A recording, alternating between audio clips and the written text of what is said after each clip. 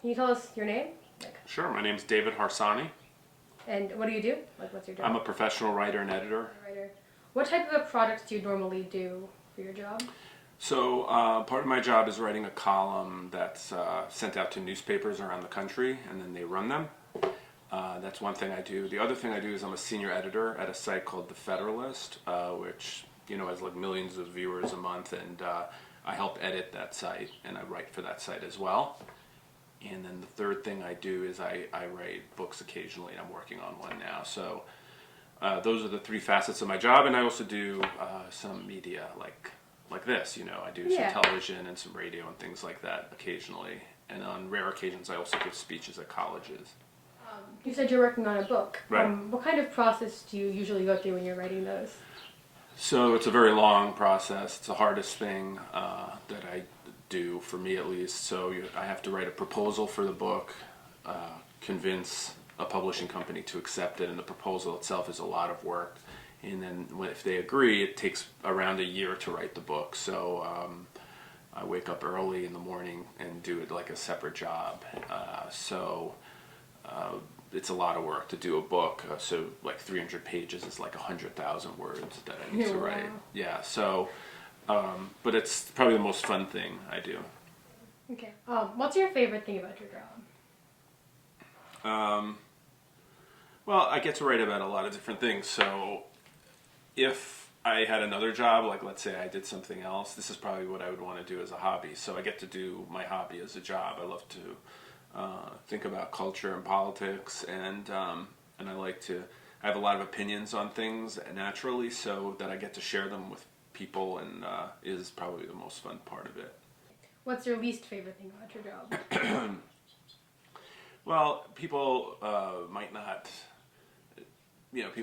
expect this, but writing has a lot of pressure, probably not as much pressure as like working for the government or something like that, but there are a lot of deadlines. So for instance, when you work for a newspaper and you have a column, whether you have something to say or whether you don't have something to say, they expect that on Thursday at 6 o'clock you are going to file your column. So that kind of pressure sometimes is difficult. It's just difficult to generate all those ideas. So I'd say that that's the hardest part of my job. Okay. And your job is very politically involved. Like, you write opinions on like political issues and what's going on in the world. Do you ever get any backlash from people who disagree with your opinions? Yes, a lot of it, my whole career. So that's just part of the job. When I started out, it was kind of jarring to have people be so mad at you for your opinions, but then you get used to it, and then you sort of start to be demented and like it a little bit. And because when people are reacting, it means you're saying something worth. You shouldn't just write something to make people mad. You shouldn't troll the public. But if you do write something that you believe in that gets a reaction, good or bad, it means that you're starting a conversation. It means that people care about what you're writing, and that's important. So, yeah. But that's not your least favorite thing about your job?